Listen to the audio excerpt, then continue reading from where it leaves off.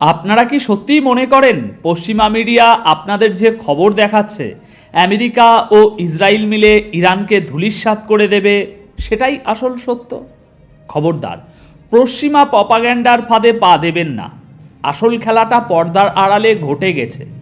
Netanyahu আজ জরুরি ভিত্তিতে তার ক্যাবিনেট মিটিং শেষ করে সোজা পার্লামেন্টে গিয়ে এমন এক ভাষণ দিয়েছেন যাকে জিওপলিটিক্যাল ভাষায় বলা হয় প্রি ওয়ার স্পিচ বা যুদ্ধের পূর্ব প্রস্তুতির ঘোষণা। নেতানিয়াহুর ওই কাঁপা কণ্ঠের ভাষণের অর্থ একটাই, তারা বুঝতে পেরেছে যে তারা এমন এক ফাঁদে পা দিয়েছে যেখান থেকে বের হওয়ার কোনো রাস্তা নেই। এই মুহূর্তের সবথেকে বড় ব্রেকিং খবর, নেতানিয়াহুর সেই পূর্ব পরিকল্পনাহীন ভাষণ। তিনি ক্যামেরার সামনে দাঁড়িয়ে ইসরায়েলি নাগরিকদের কিসের জন্য প্রস্তুত হতে বললেন, যা পশ্চিমা মিডিয়া সেন্সার করছে। আপনারা যারা ভাবেন আমেরিকা চাইলেই যে কোনো দেশে হামলা করতে পারে, করে পার পেয়ে যাবে, আজকের এই 10 মিনিটের আলোচনা আপনাদের সেই চিন্তাধারা পুরোপুরি বদলে দেবে।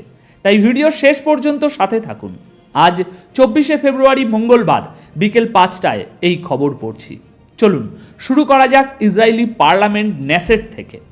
দর্শক, খবরটি সাধারণ মনে হলেও এর ভিতরে জিওপলিটিক্যাল ইম্প্যাক্ট কিন্তু ভয়ঙ্কর। আজ নেতানিয়াহু তার ক্যাবিনেট মিটিং থেকে বের হন। সেখানে কি আলোচনা হয়েছিল তা টপ সিক্রেট, কিন্তু সেই মিটিং থেকে বের হয়ে তিনি কোনো স্ক্রিপ্ট ছাড়াই সরাসরি পার্লামেন্টে চলে যান। তার বডি ল্যাঙ্গুয়েজ ছিল দেখার মতো। তিনি তার দেশের জনগণকে বলেছেন, আমরা খুব কঠিন এবং চ্যালেঞ্জিং সময়ের দিকে যাচ্ছি, আমাদের চোখ খোলা রাখতে হবে। কাল কি হবে আমরা কেউ জানি না, যে কোনো পরিস্থিতির জন্য নিজেকে প্রস্তুত করুন।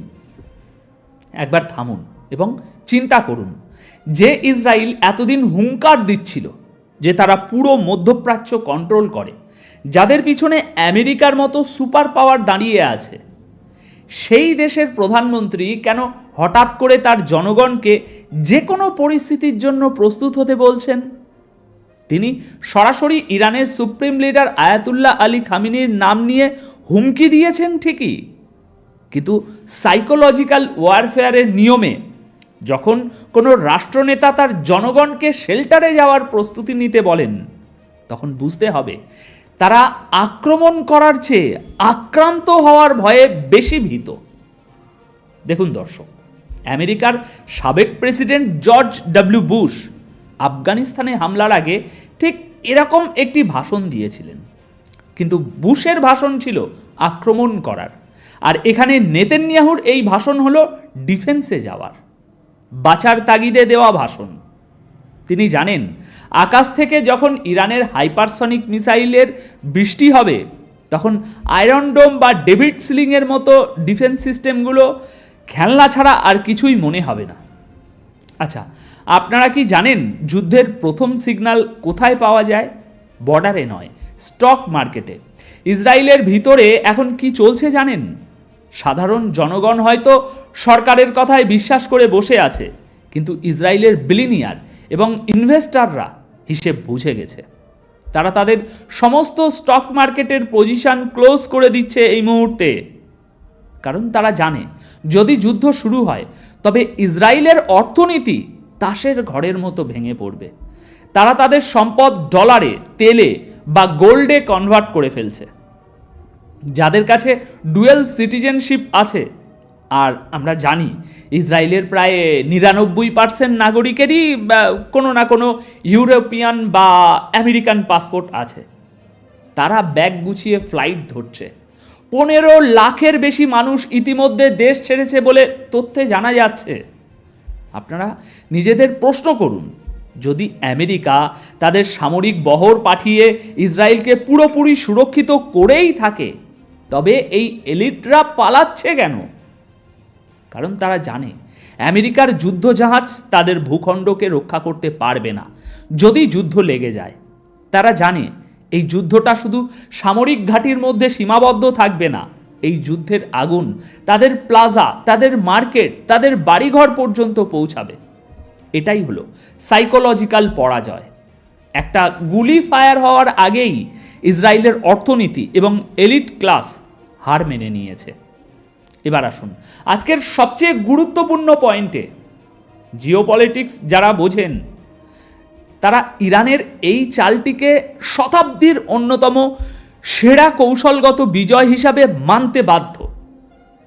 আপনারা খবর পড়ছেন যে আমেরিকা মধ্যপ্রাচ্যে তাদের সামরিক শক্তি বাড়াচ্ছে, যুদ্ধজাহাজ পাঠাচ্ছে। নিউ ইয়র্ক টাইমস তো রিপোর্ট করেছে যে আমেরিকা হয়তো ইরানের পারমাণবিক স্থাপনায় লিমিটেড স্ট্রাইক বা সীমিত আক্রমণ করার কথা ভাবছে। এটা শুনে অনেকের মনে হতে পারে আমেরিকা তো বিশাল শক্তিশালী, ইরান বোধহয় এবার শেষ। কিন্তু দর্শক, খেলাটা অন্যভাবে ঘুরে গেছে। ইরান এমন একটা থিওরি প্লে করছে এই মুহূর্তে যা আমেরিকার পেন্টাগনদের জেনারেলদের রাতের ঘুম হারাম করে দিয়েছে। ইরান ওয়াশিংটনকে খুব পরিষ্কার একটা মেসেজ দিয়েছে, যদি ইসরায়েল একা আমাদের উপর হামলা করে আমরা শুধু ইসরায়েলকে মাটির সাথে মিশিয়ে দেব, কিন্তু আমেরিকা যদি এই হামলায় সরাসরি অংশ নেয় বা আমেরিকার কোনো ঘাঁটি থেকে আমাদের উপরে হামলা হয়, তবে আমরা ইসরায়েল এবং পুরো মধ্যপ্রাচ্যে থাকা আমেরিকার প্রতিটি সামরিক ঘাঁটিতে একযোগে হামলা করব। Broom, this is master stroke. আপনারা কি বুঝতে পারছেন এখানে কি ঘটল? ইরান আমেরিকাকে একটি পরিষ্কার চয়েস দিয়েছে। তুমি কি ইসরায়েলকে বাঁচাতে গিয়ে মধ্যপ্রাচ্যে তোমার নিজের সাম্রাজ্য ধ্বংস করতে চাও? আমেরিকা খুব ভালো করেই জানে সরাসরি ইরানের সাথে যুদ্ধে জড়ালে এই যুদ্ধ শুধু ইরান আর আমেরিকার মধ্যে সীমাবদ্ধ থাকবে না, 8 থেকে 10টি দেশ এই যুদ্ধের লাপেটে চলে আসবে। আমেরিকার যেসব ঘাঁটি বিভিন্ন আরব দেশে আছে সেগুলো ধ্বংস হবে। আর সবচেয়ে বড় কথা, আমেরিকা যদি মধ্যপ্রাচ্যে আটকে পড়ে তবে সেই সুযোগে চীন তাইওয়ান দখল করবে এবং রাশিয়া ইউরোপে তাদের আধিপত্য চিরস্থায়ী করবে। আমেরিকা এই মুহূর্তে রাশিয়া এবং চীনের সাথে একটা কোল্ড ওয়ারে ব্যস্ত। তাদের ইকোনমি এরকম একটা বিশাল প্রত্যক্ষ যুদ্ধের ভার নিতে পারবে না। যে আমেরিকা সরাসরি চীনের সাথে লড়তে ভয় পায়, যে আমেরিকার রাশিয়ার সাথে সরাসরি ময়দানে নামে না, তারা কি একা ইরানের সাথে লড়তে আসবে? বিশেষ করে যখন ইরানের পিছনে রাশিয়া এবং চীনের নীরব কিন্তু অত্যন্ত শক্ত সমর্থন রয়েছে। তাই আমেরিকা এখন ইসরায়েলকে বলছে, আমরা তোমাদের ডিফেন্স দেব, কিন্তু আমরা সরাসরি ইরানের ভূখণ্ডে আক্রমণ করব না। এটাই ইরানের বিজয়। ইরান এই ভয়টাই আমেরিকানদের মনে ঢুকিয়ে দিতে চাইছে এবং তারা সফল হয়েছে। পশ্চিমা মিডিয়া এই ভয়টাকে আড়াল করার জন্য আমেরিকার শক্তি বৃদ্ধি বলে খবর ছাপাচ্ছে, কিন্তু আসলে এটা আমেরিকার ভয় থেকে নেওয়া একটা ডিফেন্সিভ পজিশন। এখন আমরা যদি ইরানি মিডিয়া বা পশ্চিমা আর্টিকেলের দিকে তাকাই, সেখানে তারা দেখাচ্ছে নেতানিয়াহু খুব কনফিডেন্ট। তিনি বলছেন আমেরিকার সাথে আমাদের সম্পর্ক এখন ইতিহাসের সবচেয়ে শক্তিশালী পর্যায়ে আছে। কিন্তু এই শক্তিশালী সম্পর্কের আড়ালের গল্পটা কি? তাদের পার্লামেন্টে আসলে কি হচ্ছে? ইসরায়েলের প্রথম সারির সংবাদ মাধ্যমগুলো একটু গভীরভাবে বিশ্লেষণ করলেই আপনারা ইসরায়েলের ভিতরের ভাঙন দেখতে পাবেন। সেখানে বিরোধী দলীয় নেতা ইয়ার ল্যাপিদ নেতানিয়াহুকে আক্ষরিক অর্থেই তুলোধনা করেছেন। নেতানিয়াহুর মুখের ওপর বলেছেন, আপনি আমাদের টোটাল ভিক্টরি বা সম্পূর্ণ বিজয়ের প্রতিশ্রুতি দিয়েছিলেন, কিন্তু আপনি আমাদের জন্য নিয়ে এসেছেন টোটাল ডিসগ্রেস বা চরম অপমান।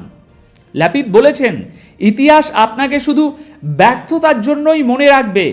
আপনি যতই ইতিহাস বদলানোর চেষ্টা করেন না কেন, আপনি ব্যর্থ। আপনারা কি পরিস্থিতিটা বুঝতে পারছেন? যে দেশ একটি অস্তিত্ব রক্ষার যুদ্ধের দ্বারপ্রান্তে দাঁড়িয়ে আছে, তাদের নেতারা নিজেদের মধ্যেই এরকম কাদা ছোড়াছুড়ি করছে। ল্যাপিদ হয়তো শেষে গিয়ে বলেছেন যে ইরানের বিরুদ্ধে আমরা সবাই এক, কিন্তু এই একতা কোনো শক্তির একতা নয়। এই একতা হলো মৃত্যু ভয় থেকে তৈরি হওয়া বাধ্যবাধকতা। তারা জানে যদি তারা এক না হয় তবে এই ভূখণ্ডে তাদের আর কোনো অস্তিত্ব থাকবে না।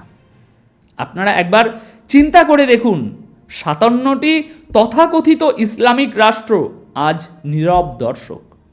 কারো কোনো স্ট্যান্স নেই, কারো এক বিন্দু সাহস নেই ইসরায়েল বা আমেরিকার চোখের দিকে তাকানো।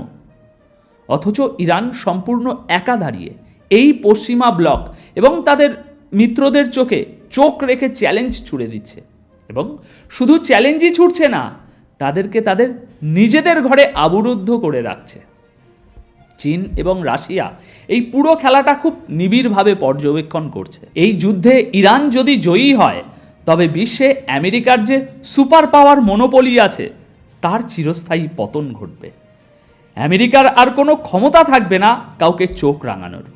নতুন বিশ্ব ব্যবস্থা বা নিউ ওয়ার্ল্ড অর্ডারের কেন্দ্রবিন্দু হয়ে উঠবে চীন, রাশিয়া, ইরান, এই নতুন শক্তি। আজ নেতানিয়াহুর ওই পার্লামেন্ট স্পিচ কোনো বিজয়ের হুঙ্কার ছিল না, ওটা ছিল একটা ডুবন্ত জাহাজের ক্যাপ্টেনের শেষ আর্তনাদ। ইসরায়েলের বিলিনিয়াররা বুঝে গেছে যে এই জাহাজে আর থাকা নিরাপদ নয়। পশ্চিমা বিশ্ব আজ তাদের নিজেদের পাতা জিওপলিটিক্যাল ফাঁদেই আটকে গেছে। তারা না পারছে সম্মান নিয়ে পিছু হটতে, না পারছে এগোতে।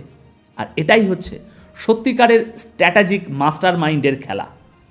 আগামী কয়েকদিন বা কয়েক সপ্তাহের মধ্যে আমরা হয়তো এমন কিছু দেখতে চলেছি যা গত কয়েক দশকে পৃথিবী দেখেনি। যদি সত্যি সংঘাত শুরু হয়, তবে মনে রাখবেন, এটা শুধুমাত্র দুটো দেশের যুদ্ধ হবে না, এটা হবে পুরো পশ্চিমা সাম্রাজ্যবাদের পতনের সূচনা। এ বিষয়ে আপনারা কি মনে করেন? আপনাদের অত্যন্ত মূল্যবান মতামত আমাকে কমেন্ট বক্সে জানান। যারা সত্যিকারের জিওপলিটিক্যাল বিশ্লেষণ বুঝতে চায় তাদের সাথে এই ভিডিওটি শেয়ার করুন। চ্যানেলটি সাবস্ক্রাইব করে বেল আইকন চেপে দিন। আজকের মতো আমি বিদায় নিচ্ছি। চোখ কান খোলা রাখবেন, কারণ বিশ্ব ইতিহাস বদলাচ্ছে আমাদের চোখের সামনে। ধন্যবাদ আপনাদের সকলকে।